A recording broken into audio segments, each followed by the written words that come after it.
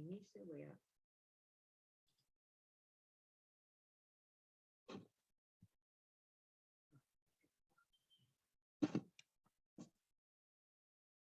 Bueno, bienvenidos a todos al primer Congreso de Estudios Norcoreanos, que hacemos en la Universidad de El Salvador, aunque es el primer Congreso de Estudios Norcoreanos que se hace en la región. Si bien ya en otros lugares, países donde el campo de los estudios coreanos está un poco más desarrollado, como en Europa y en Estados Unidos, se han empezado a hacer en los últimos años bastantes más actividades relacionadas con también estudiar sobre Corea del Norte o las relaciones de Corea del Norte con el resto del mundo. Para los que venimos estudiando sobre Corea hace mucho, generalmente estudios coreanos era solo Corea del Sur, y Corea del Norte entraba periféricamente en la historia de Corea del Sur, ¿no? Como con la guerra o las relaciones intercoreanas, pero no como un área en sí misma, un objeto empírico de estudio. Y creo que una de las grandes muestras de este cambio que se está dando en el campo de los estudios coreanos, justamente quienes vamos a tener al inicio del Congreso presentando el libro, como el caso de Camilo, que ya se está doctorando con una tesis que justamente habla de los vínculos entre Corea del Norte y América Latina, entiendo que en particular Chile. Así que le damos la bienvenida a todos a este primer Congreso de Estudios Coreanos, y para iniciar el Congreso le voy a dar la palabra a la decana de la Facultad de Ciencias Sociales, Mariana Colota, y después al director del Instituto de Investigaciones en Ciencias Sociales, el IDICSO, que es donde realizamos las actividades relacionadas justamente con los estudios coreanos, el doctor Pablo Forni. Te paso la palabra, Mariana. Muchas gracias, Pilar. Buenos días. Es la verdad para nosotros un orgullo el desarrollo de este primer Congreso de Estudios Norcoreanos en la Facultad de Ciencias Sociales desde el 2016. Hemos inaugurado de la mano de la doctora Pilar Álvarez, quien tuve la oportunidad de conocer gracias al director del IDICSO, el doctor Forni, instalar toda una línea temática, un tema de agenda que era fundamental para una facultad de ciencias sociales que cuenta con las relaciones internacionales como disciplina, la sociología, la ciencia política. Y a partir de ese momento hemos incursionado en distintas propuestas de la mano de Pilar, que han tenido que ver con el lanzamiento de una diplomatura que ya va por muchas cohortes y ha tenido una recepción muy importante con un público y con un valor académico muy importante. Hemos tenido líneas de investigación asentadas como proyectos fundamentales en el IDICSO, hemos tenido publicaciones científicas, he tenido incluso el honor, junto con Pilar y Pablo, de ir a Seúl, y esto da cuenta de un trabajo sostenido, académico, responsable. La línea de trabajo va creciendo, incluso hemos trabajado en una propuesta, sobre todo Pilar arduamente, en presentarnos en una próxima maestría, también relacionada con este tema. Así que realmente para nosotros es muy importante, ¿no? Y los congresos implican mucho trabajo, mucha logística, mucha dedicación. Pilar ha trabajado mucho en ello, de manera realmente impecable. Siempre la convocatoria es importante y numerosa, así que les doy la bienvenida a quienes se han sumado a este primer congreso, y estoy segura que los resultados y las exposiciones y los paneles y la presentación del libro van a estar a la altura de las circunstancias. Muchas gracias, Pilar, gracias a todos, y bueno, le doy la palabra al doctor Pablo Forni. Gracias, Mariana. Buenos días, ¿me escuchan? Sí.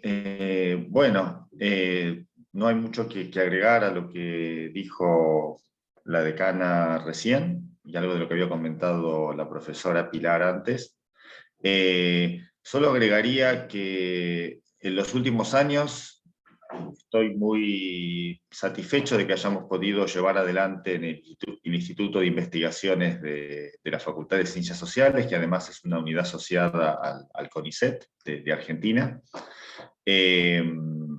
una línea de investigación original sobre sociedad contemporánea en el este de Asia. en Corea fundamentalmente, pero no solamente en Corea. También hemos hecho algunas otras publicaciones y algunos otros proyectos de investigación.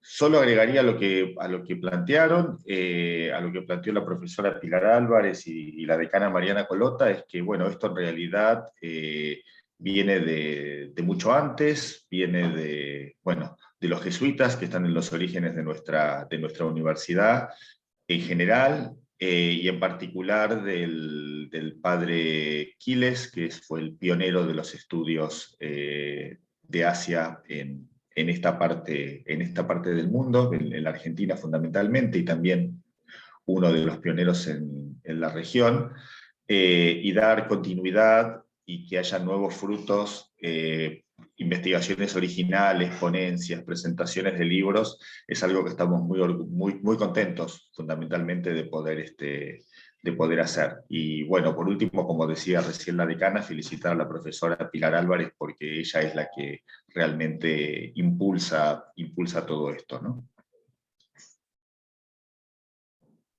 Bueno, muchas gracias a ambos por la presentación y bueno, también por los elogios personales.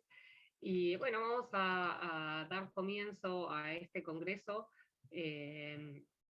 con la presentación del libro Infierno en Norcorea de Eduardo Murillo Ugarte, que bueno, que no voy a contar mucho para no quitarles el tema a los presentadores, pero que ha fallecido recientemente.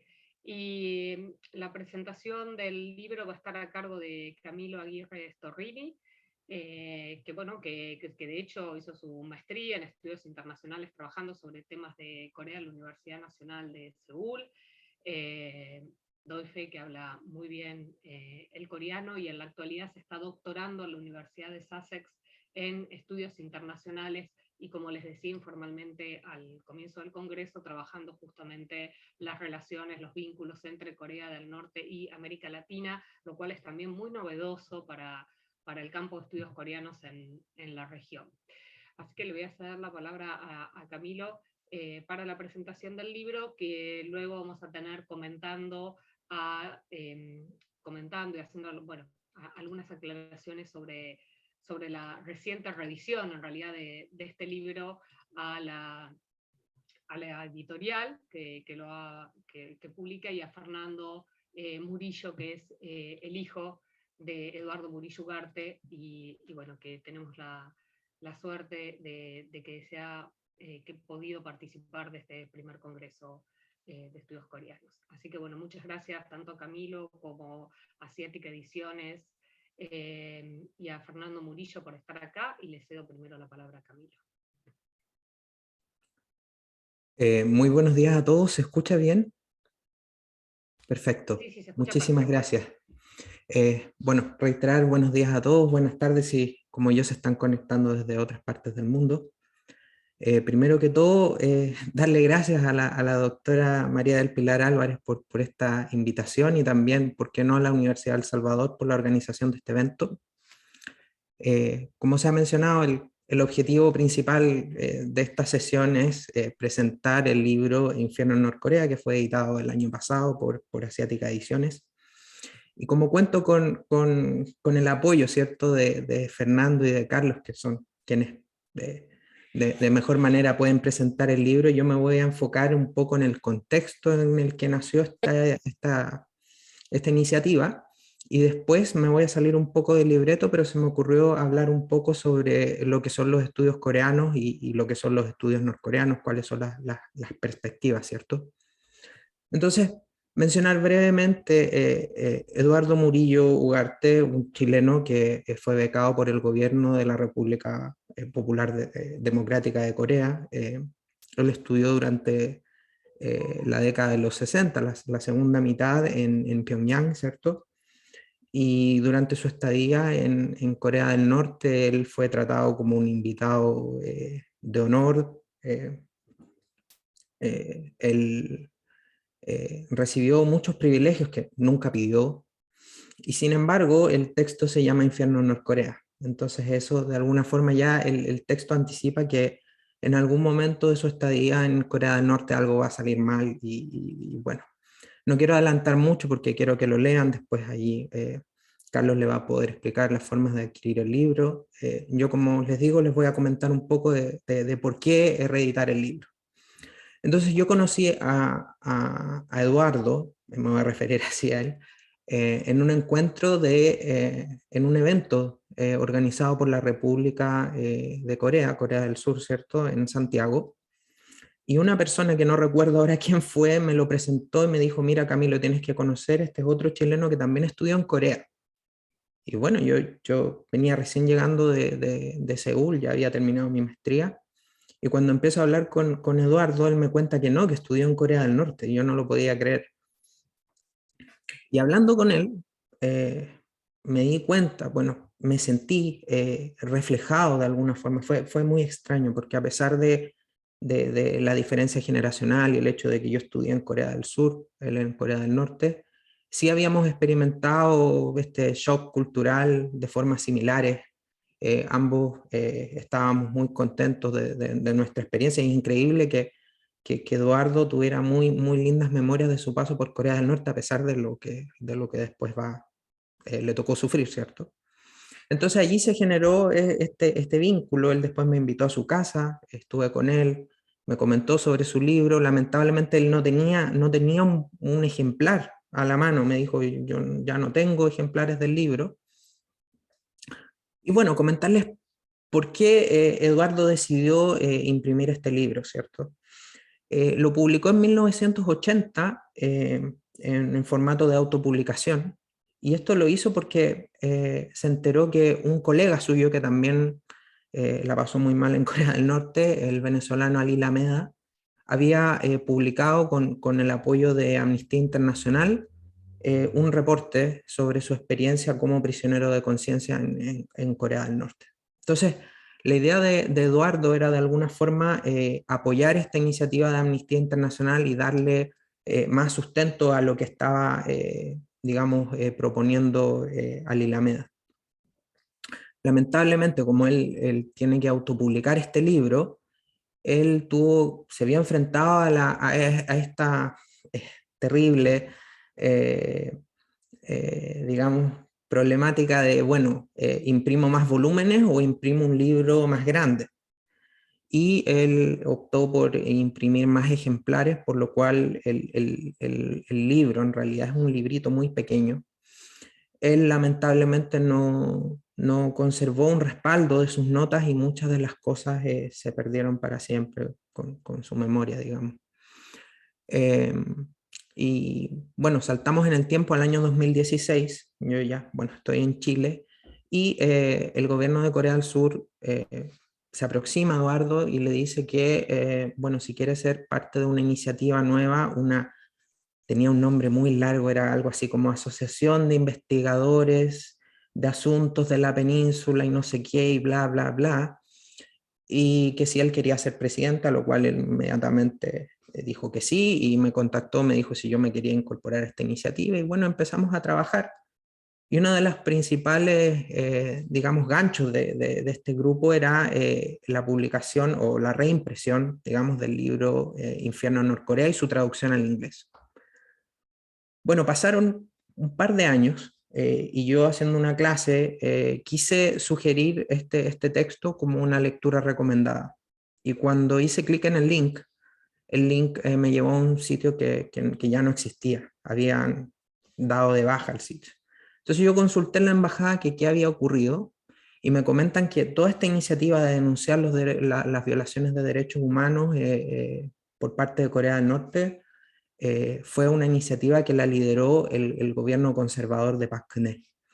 Y cuando hay un cambio de gobierno y entran este gobierno más, podríamos llamarlo liberal, progresista, es raro poner estas etiquetas para Corea del Sur, pero el tema es que este partido político tenía una aproximación más conciliadora con respecto a Corea del Norte, y consideraron que todo lo que pudiera de alguna forma empantanar las relaciones intercoreanas era mejor darlo de baja.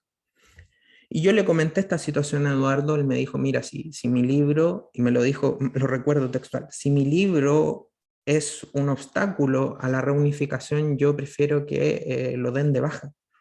Yo no quiero interponerme entre este camino, este destino de las dos Coreas de estar unificadas. Yo le dije, no, no pienses así, tu testimonio tiene que ser cuidado. Y yo le dije, mira, si te animas, lo podemos publicar. Yo, ignorante, no sabía nada sobre el proceso de publicación, pensé que era llegar con una buena idea y publicar el libro.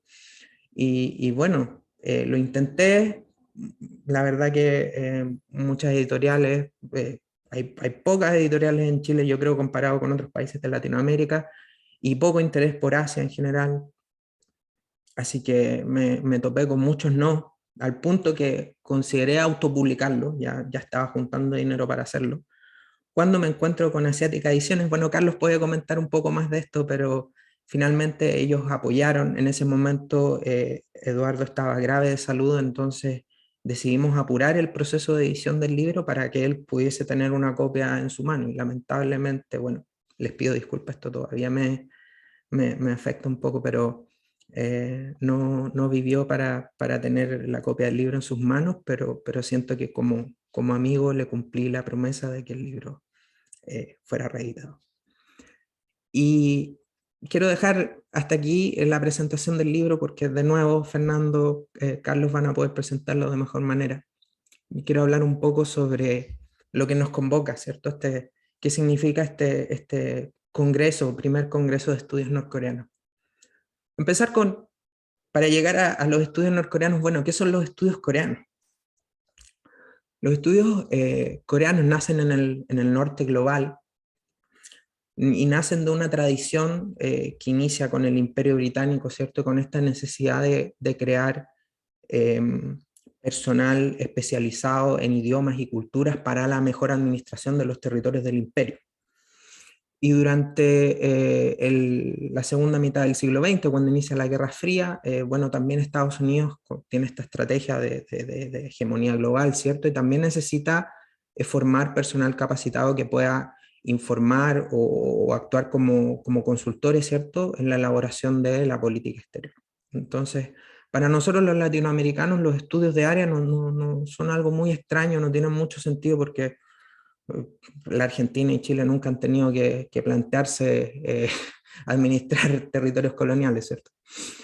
En el caso de Corea del Sur, los estudios coreanos son un poco distintos. A pesar de que hay estudios de área, lo que ocurre es que en Corea del Sur, por ejemplo, tomemos el caso de historia. Existe un departamento de historia y existe estudios coreanos aparte. Ambos enseñan la historia de Corea. La diferencia es que el departamento de historia enseña la historia de Corea para alumnos coreanos, mientras que los departamentos de estudios coreanos en Corea del Sur enseñan la historia de Corea para extranjeros o para coreanos que pretenden después ellos enseñarle a otros extranjeros. Y ese más o menos es como las principales configuraciones de los estudios coreanos. Después tenemos el objeto de estudio. Bueno, estudios coreanos, ¿qué estudia? Ya, estudia Corea, pero ¿cuál Corea? Que a eso vamos ahora con el tema de los estudios norcoreanos, y esto lo ha trabajado muy bien el Círculo Mexicano de Estudios Coreanos, si no de repente me puedo equivocar con el nombre, pero esta idea de que un poco como decía el Che, de 1, 2, 3, 4 Vietnam, esta idea de que hay varias Coreas. Está la República de Corea, Corea del Sur, la Corea del Norte, la Corea de ultramar, la diáspora, está la cuarta Corea, ahora hablan de los fanáticos del K-pop que reimaginan Corea, ¿cierto? Entonces los estudios coreanos se ocupan un poco de todo, y hay temas que son recurrentes, como por ejemplo la unificación, la diáspora, las relaciones intercoreanas, y ahora último el K-pop, que hay un tremendo debate entre los coreanistas si es algo positivo o no, porque por un lado genera puestos de trabajo, interés, por otro lado eclipsa algunas aproximaciones más, digamos, conservadoras, como la historia premoderna o medieval de Corea. También existen los estudios norcoreanos dentro de los estudios coreanos, enfocados en temas como seguridad, experiencias comparadas de desarrollo, la diplomacia.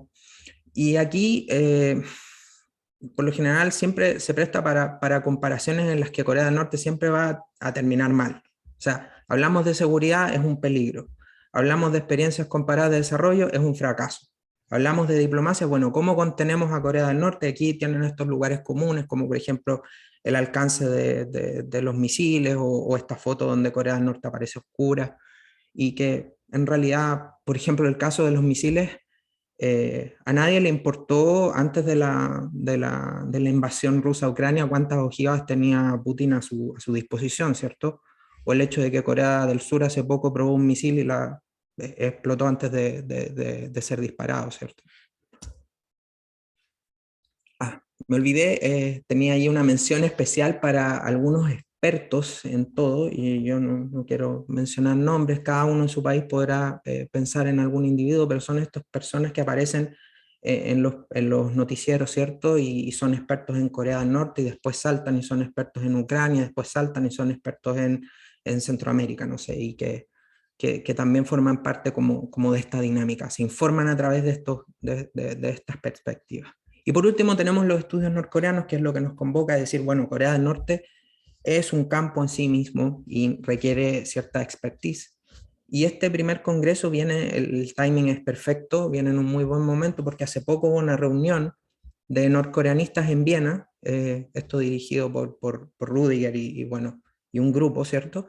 Y ellos empezaron a discutir sobre el estado de los estudios norcoreanos y cómo seguir hacia adelante, ¿cierto? Y establecieron que como campo sí existen los estudios norcoreanos que tienen una tradición que se remonta a la década de los 60, tenemos el trabajo de Scalapino, y no sé, etcétera, pero fue un nicho hasta 2006, cuando ocurre este primer ensayo nuclear, que lo que hace es que masifica los estudios norcoreanos, aumenta el interés, pero ellos también detectan que existe una falta de coordinación, que cada norcoreanista está en su isla trabajando.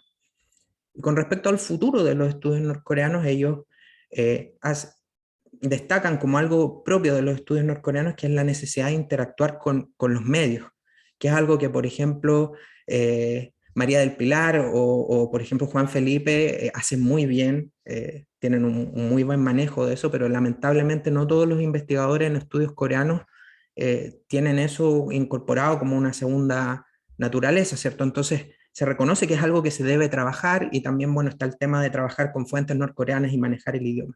Y aquí listé algunas iniciativas, la Universidad de Estudios Norcoreanos en Seúl,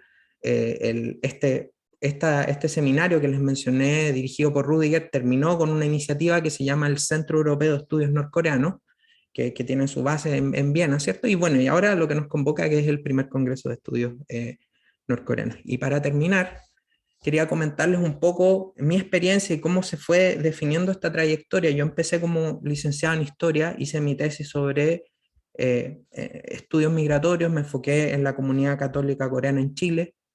Después me gané la beca del gobierno coreano, ¿cierto? Estudié en la Universidad Nacional de Seúl, y allí, cuando llegó el momento de escribir la tesis, yo le dije a mi supervisor, el profesor Park Tae-gyun, que quería escribir sobre los lazos entre Corea del Norte y Chile. Y él me dijo, mira, la verdad te recomendaría trabajar otro tema, si estudias, por ejemplo, una comparación entre las dos dictaduras, la de Pinochet y de Park, te va a ir mucho mejor, vas a poder conseguir fondos más rápido, vas a conseguir publicaciones. Y yo le dije, la verdad es que para mí ya es difícil escribir, es difícil publicar, y si lo hiciera sobre algo que no me apasiona, no podría.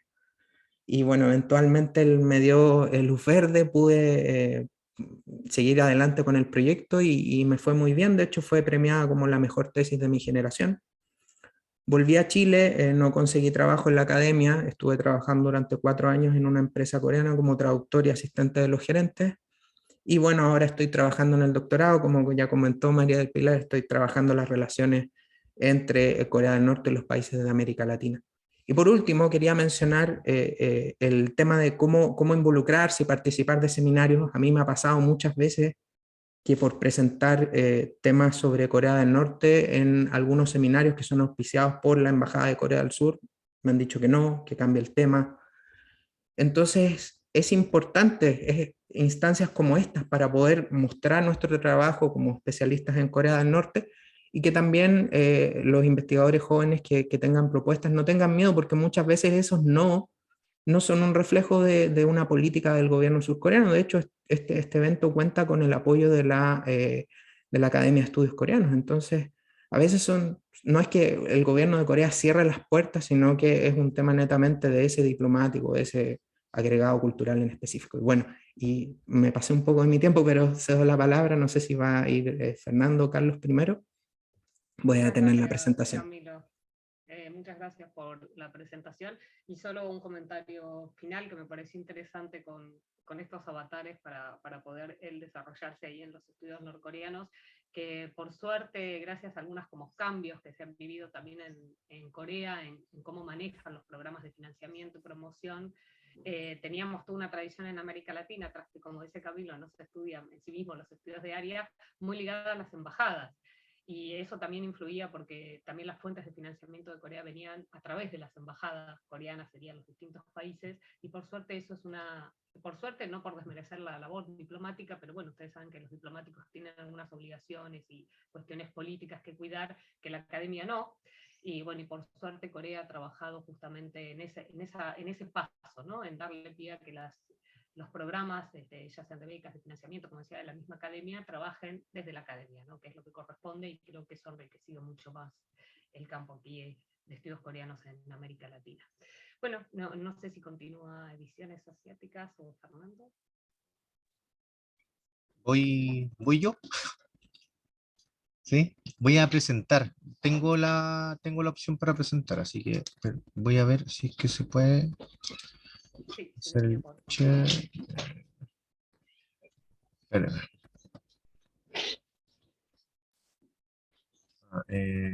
¿Se ve la presentación? Ya. Sí, se ve perfecto. Ahí se ve. ¿También? Sí, perfecto. Ah, ya. ¿Pero como presentación o como PowerPoint? Es que siempre me confundo. Se Ya. ve todo el PowerPoint, pero si pones la pantalla completa, que se va a ver solo la pantalla. Ya, perfecto. Sí, espérame.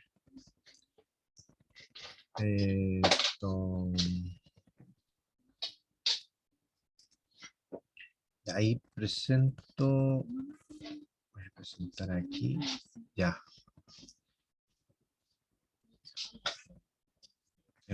Demasiado confuso. Ya. Bueno, primero. Igual se ve bien, no Sí, queda ya. problema. Sí. Ahí la voy a dejar. Bueno, en primer lugar, muchas gracias por la invitación. Ya, muchas gracias a Camilo, a los organizadores de este congreso. Es muy importante para Asiática Ediciones poder presentarse en virtud de que es si no la única, es una de las pocas contadas con la mano derecha o con la mano izquierda, con la que ustedes quieran, editorial que publica textos de Asia, publica textos no solamente de la península coreana, sino que también de Japón, de China, de Indochina, del grupo ASEAN, por ejemplo, y que de una u otra manera tiene su sede aquí en Chile. Y principalmente Asiática nace de una necesidad que es principalmente dar a conocer estos textos, tanto para, obviamente, Chile, como también para el Cono Sur y el resto de Latinoamérica. Nosotros tenemos una página web que es asiaticaediciones.cl para las personas que son de Chile, que pueden adquirir ahí los textos. Después voy a comentar algunas, por así decirlo, beneficios, ¿cierto? En el caso de este congreso de estudios norcoreanos. Y principalmente, bueno, contar un poco de la editorial, ya, de Asiática, que es en parte, no sé si se ve de los libros, Se ve o perfecto. solamente la... Sí, ya. No, se ve. Ya. Bueno, el Asiática nace un poco desde el año pasado. Nace con un texto que es Migración y Espionaje japonés en la América, como el primer texto que habla un poco acerca de la migración japonesa durante la época de la Segunda Guerra Mundial y el espionaje japonés en Latinoamérica. Y después viene este mail ya mágico de Camilo, preguntando acerca de la posibilidad de publicar un texto de Eduardo Murillo, contando un poco la historia y el proceso de este libro. Como asiática, obviamente, más allá de verlo como una oportunidad comercial, lo vimos como una oportunidad para difundir el testimonio de Eduardo, difundir un poco el contexto histórico que viene detrás del texto, y además también como una oportunidad de difundir la cultura y difundir un poco el diario vivir de Norcorea durante esa época. Entonces, hablamos con Camilo con respecto al tema de acelerar el proceso, ¿ya? Ahí tuvimos el equipo editorial y el equipo de Asiática, tuvimos la colaboración también de Fernando y de Cristian, ya en el caso de la portada.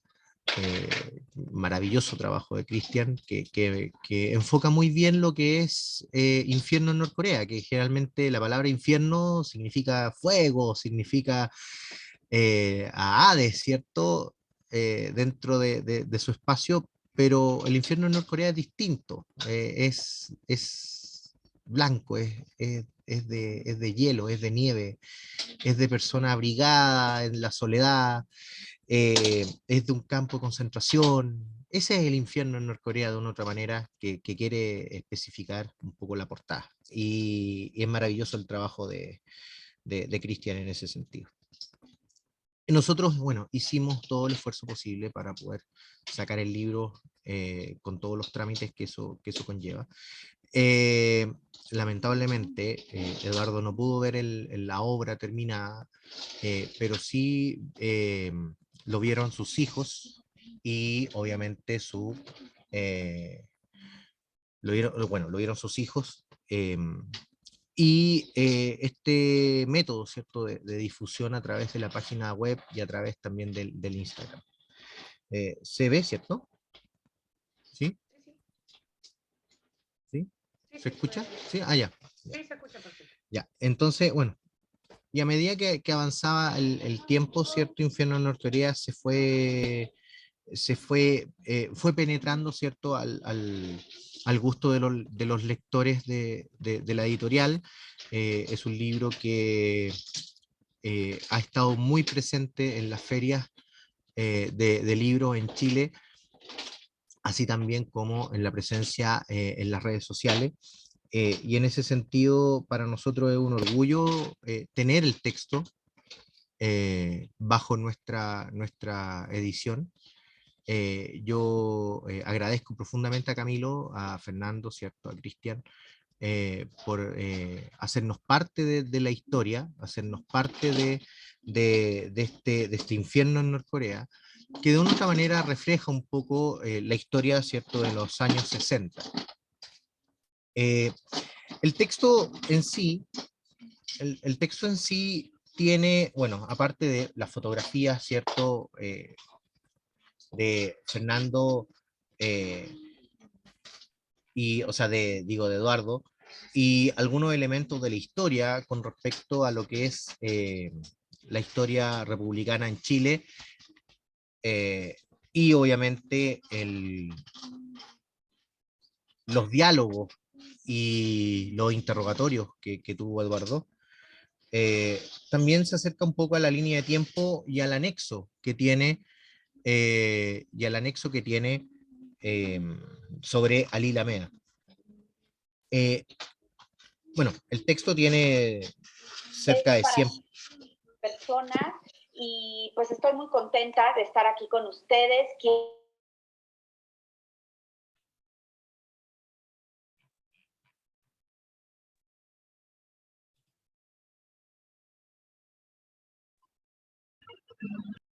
Ahí les pedimos a todos que tengan el micrófono apagado.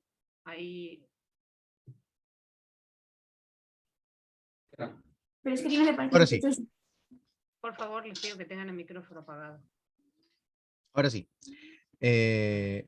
Entonces, de una u otra manera, Bueno, el texto tiene 100 páginas y un poco relatar lo que plantea Camilo, con esto finalizo. Dice, una trágica experiencia de un joven chileno en el país de los amaneceres tranquilos. A los 19 años y trabajando como periodista, Eduardo entró en contacto directo con una delegación norcoreana que visitaba Chile. Fueron estos encuentros transcontinentales los que les permitieron recibir una beca para estudiar una carrera universitaria en Corea del Norte. Este libro da cuenta del entusiasmo que sintió el autor al embarcarse en una aventura, del inevitable choque cultural, así como las alegrías y privilegios que disfrutó durante los primeros años de su estancia en Corea del Norte. Sin embargo, como anticipa el título de este libro, su suerte cambió un fatídico 27 de septiembre de 1967, cuando fue detenido y posteriormente encarcelado. Vivió 8 largos meses de horrores en condiciones miserables. Les presento, ¿cierto?, el libro de Infierno en Norcorea de Asiática Ediciones, y que de una u otra manera, bueno, en el caso de Argentina, hicimos un esfuerzo para poder mantener el texto en... Ay, se me cayó. Ahí sí. El texto para Argentina, no sé si se ve ahí la diapo con el Sí. texto. Ya. Hicimos un esfuerzo para colocar por primera vez en la editorial, una editorial bastante pequeña, pero que de una u otra manera ha hecho un esfuerzo para poder transformarlo en formato EPUB, ¿cierto? O PDF, para los interesados en Argentina, en el resto del mundo también. Nosotros estamos con una distribuidora que es 2M Contents, que es una empresa de origen comercial surcoreana, financiado, ¿cierto?, y patrocinado por el gobierno surcoreano, y que también va a llevar el libro a Argentina al resto del mundo, y por mientras, ¿cierto?, está la página web para los habitantes de Chile, y el Instagram de Asiática Ediciones, @asiáticaediciones, para la consulta, ¿cierto?, y el encargo para otras partes en el extranjero, ¿ya? Principalmente eso, para todos los países, no solamente Argentina, sino que también España, Perú, también hay distintos beneficios. Eso principalmente. Muchas gracias por la participación, muchas gracias por darme la oportunidad de mostrar la editorial y de mostrar esta obra junto con Camilo y Fernando. Muchas gracias. Bueno, muchas gracias por participar. Y bueno, entiendo que Fernando Murillo va a cerrar esta primera sección.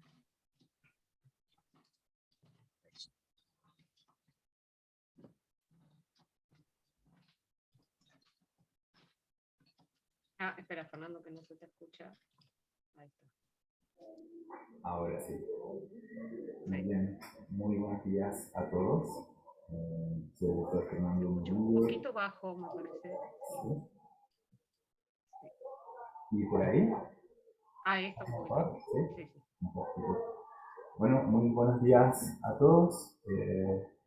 Para mí es una verdadera alegría y un privilegio poder estar con ustedes esta mañana, y agradezco a la organización de este primer Congreso de Estudios Norcoreanos y a Camilo Aguirre también por el trabajo que hay detrás y lo que esto implica, como explicaba Camilo, en contexto de estudios norcoreanos en particular, el poder partir desde experiencias vividas. Creo que había un valor fundamental al momento de poder comprender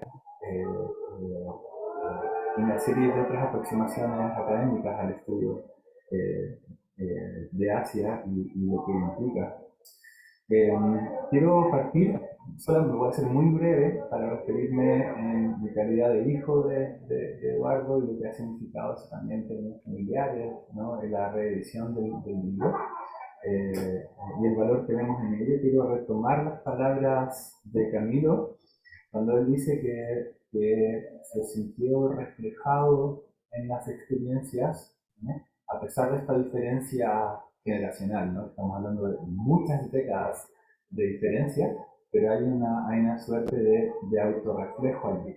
Y en eso yo me quiero concentrar, porque uno bien podría hacer la pregunta, bueno, ¿por qué tendría sentido leer las experiencias de una persona X más de 5 décadas después de ocurrir los hechos, ¿no?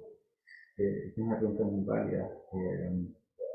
Y yo creo que hay una parte importante al rescatar lo autobiográfico por un lado, sobre todo en esta historia en particular, donde vemos que hay un giro, ¿no? Un giro muy particular de una sensación, un sentimiento de amor por el pueblo coreano, y también la experiencia de horrores, ¿no? De encarcelamiento, de simulacros de fusilamiento, ¿no? Una serie de otras de desaparición de su primera esposa, ¿no?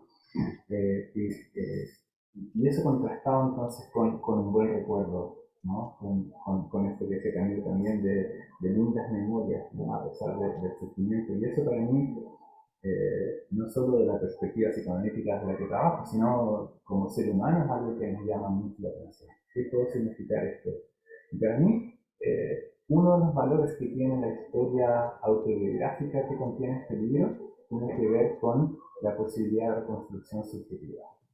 Esta posibilidad que tenemos todos los seres humanos de, a pesar del dolor, de a pesar del sufrimiento, hay posibilidades también de reconstruirse a partir y a pesar de todo aquello, ¿no?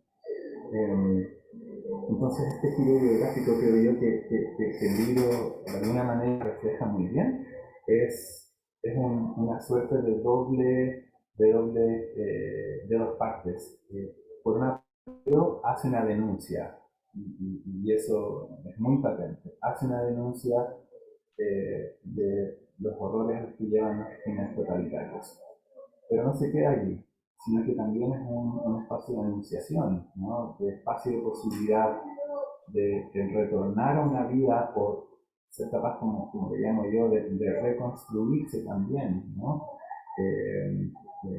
Esta capacidad de cambio. Entonces creo que el libro, si hay un valor que tiene, esta dualidad, ¿no? Entre la denuncia y la enunciación. También. Y creo que otra palabra clave en esto tiene que ver con lo de testimonio. De qué manera un recuento autobiográfico permite esta posibilidad de conectarse también con ámbitos que son muy propios, ¿no? Que a veces, aunque uno no haya vivido la misma experiencia, hay aspectos del relato que de alguna manera uno sí puede sentir como propios, porque toca ciertas fibras de aquello que es universal para la humanidad, ¿no? El sentido de amistad, el sentido de amor, ¿no? Pero también el sentido de tradición, ¿no? De sufrimiento, de dolor, que son cosas universales que como seres humanos experimentamos, ¿no? Y creo que en el caso de mi papá es algo que es un testimonio que queda por escrito, pero también aquellos que lo conocieron es un testimonio viviente de esta capacidad de vivir, de experimentar ciertas cosas, pero también de reconstruirse a partir de ellas y de dar vuelta en la página donde el sentido del sufrimiento, del dolor, de la religión, dan lugar luego a espacios de profunda amistad, de un amor inquebrantable también por el pueblo coreano en este caso. Y yo creo que eso es una invitación. Y él lo dice, una de las últimas veces que él conversó antes de morir sobre el libro, y él quería que este fuese quedase como un registro que tuviese esta doble función, ¿no? Su sueño era, por un lado, mantener viva la advertencia con respecto de hacia dónde llevan las regiones totalitarias, pero por otro, es muy importante, su sueño era volver a ver una Corea reunificada de manera pacífica. Y creo que en el ejercicio entre ambas cosas, lo que nos queda es una invitación a nosotros también, y ahí ustedes van a poder leer después las páginas del libro que incluyen poemas de él también. Es una invitación a lo que, como dicen otros autores, a morar en el amor, de ser capaces de enfrentar la dificultad, de enfrentar el dolor, y a partir de ahí ser capaces de reconocer qué espacios de reconstrucción tenemos, cómo volvemos a empezar de nuevo. Y esa es una enseñanza que creo que se ve muy patentemente en las páginas, pero algo que nosotros como hijos y amigos hemos podido ver también si testimonios. Así que hay que dar esta invitación también para que conozcan también revisar sus páginas y ver qué da aquello persona con ustedes. Muchísimas gracias y mejor para el resto del congreso. Bueno, muchas gracias por tu participación, como decís vos, como hijo. Y quería cerrar con algo que acaba de decir Fernando, que a mí me había llamado mucho la atención, porque bueno, empezando un poco a estudiar estos temas sobre los testimonios, y ahí descubro la historia de alguna manera de Eduardo Murillo y también de Alí Lameda, y bueno, tuve la suerte de conseguir ahí en Buenos Aires, entre tantas librerías, el original de los 80, el primer libro. Y después de leer, bueno, que no vamos a entrar en detalles para que el público pueda leer, pero bueno, toda esta tragedia que a uno parte, bueno, en mi caso que ya nació prácticamente, no nacida justo, pero bueno, prácticamente crecida en democracia en Argentina, a uno también entra, bueno, se horroriza de estas experiencias. Y a partir de ahí escuchar varios testimonios, de buscarlo a él en internet, y claro, y esta dualidad, ¿no? Que me llama la atención, digo, qué espíritu, ¿no? Porque bueno, yo me imaginaba, claro, un denunciador así, y si bien obviamente reconoce y denuncia lo que le ha ocurrido, un maravilloso discurso detrás sobre la importancia de la convivencia, del diálogo, de la paz, de ponerse en el lugar del otro, y bueno, y un montón de reflexiones que con un profundo sentido de humanidad, que me llamó tanto la atención que en un momento nos escribimos varias veces ahí por Facebook, y yo quería de hecho que estuviera dándonos una charla cuando empezamos la diplomatura, pero bueno, él justo me confesó que ya estaba muy enfermo y trató y me fue posponiendo y me decía, bueno, no, ya creo, estoy muy mal de salud, ya no creo que pueda sostener.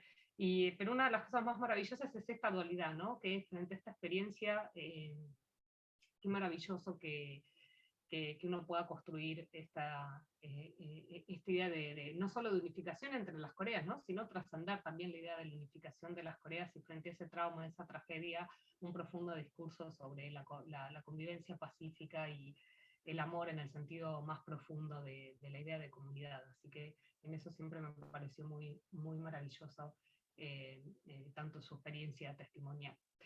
Así que bueno, espero que todos los que están puedan acercarse al libro, sobre todo para los jóvenes que conocen muy poco. De hecho, esa fue mi experiencia dando clases muchos años, se conoce muy poco en Argentina, en América Latina, que hubo personas que estuvieron en Corea del Norte y que tienen estos testimonios, ¿no? Parecía que había quedado como oculto, sobre todo con la expansión en los estudios norcoreanos, los testimonios recientes de los desertores, ¿no? De las experiencias también desde la región.